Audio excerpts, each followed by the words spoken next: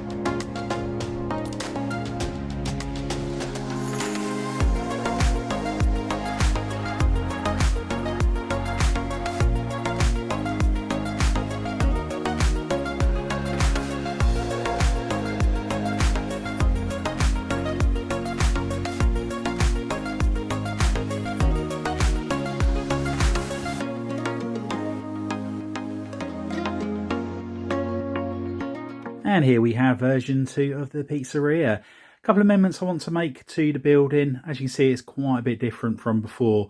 There are no longer the steps coming up on the back side just there. I've decided to do away with having apartments on the top here. The steps go up the side there and then come across at the back. So as you can see, I just need to tile those off there.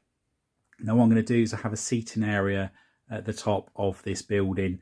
And I'll possibly do 2 floors of that. Whether or not I put offices on the top side, on the very top floor, I'm not sure. But a lot happier with how it's coming on. Now I am going to make a couple of amendments to the details on the bottom here.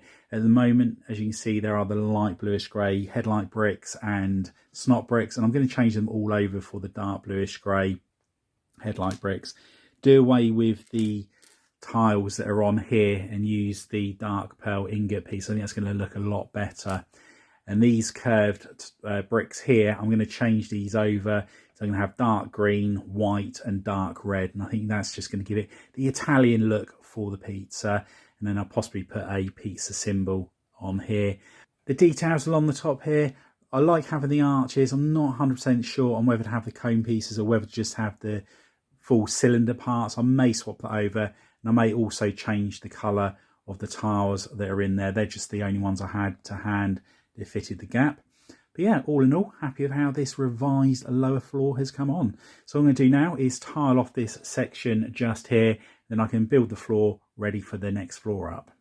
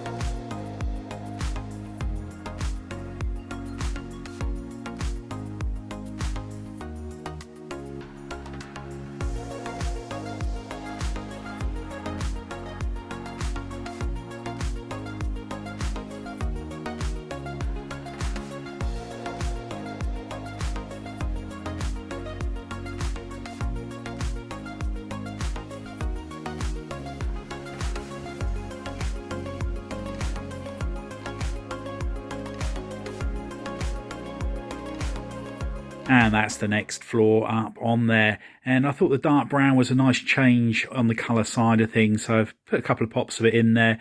I do like how this section is just here. I'm just wondering whether I need to change the window frame colour on there to the dark brown as well. I think it might look a little bit better, so I might order some of those in and change those out further down the line.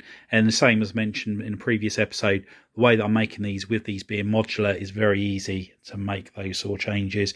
And again, I could do the same down here, put some dark brown window frames. I'm not sure if they do them in the 6x5s or 6x6 ones, but if they do, then I might very well swap that over. And again, once I've changed this bit here, it's going to make such a transformation to that. But yeah, really happy with how this is coming on. Still need to get a few parts. I run out of the 1x4 and the dark brown tile, so I need to put one on there. Now we've finished that, I've got the floor all ready for the next floor up, so let's replicate this on the next level up. And that's the next floor all in place. Made a couple of amendments on the windows here. Rather than have the curved tile going all the way to the top, I've replaced the top two studs with a 1x2 plate and a 1x2 and a 1x2 tile. And that's just to give it a little bit more break up in there. And on the top here, I had a 1x4 tile originally going across. However, I needed to nick the tiles to put them on this section here. So I've just replaced them with cheese wedges just for the time being, just so it gives it that more finished look. I think I'm going to change the window pieces almost certainly to the dark brown. I think it will just break up a little bit more and you'll be able to see the windows a little bit easier, as at the moment it's really hard to see that there are actually window frames in there. I'm sure once the glass is in, it will look completely different anyway. Now down the bottom here, I can't wait to get this part here all sorted out and order the parts in. When I was on Grady Boy's live stream on Sunday, and if you ever want something to do on a Sunday evening, it's well worthwhile popping along for a couple of hours to have a chat with Grady and the gang. It's a really nice way to spend a Sunday afternoon. I'll leave a link to his channel in the description below. But he was saying that the city really does have that Gotham feel about it, but it needs a bit of colour in it. And I totally agree with that. And I think having the red, white and green on the awnings here and here will really start to add that necessary colour to the city without losing the Gotham feel. I think also by having some trees on pavements when they're all sorted out as well, that'd be really good as well. And once I've got the house move all sorted and the new Lego room all set up, that's when you're really going to start to see Gotham coming to life. And hopefully we will be moving within the next 7 to 10 days. So hopefully it won't be that much longer and I can start getting that new Lego room all set up. How much more build I'm able to get done in the next couple of weeks, I'm not sure, but we'll certainly try our hardest. Anyway, I hope you've enjoyed the update. If you have, please remember to give us a big thumbs up. If you haven't already done so, please consider subscribing to the channel and hit the notification bell so you don't miss any future content on the channel.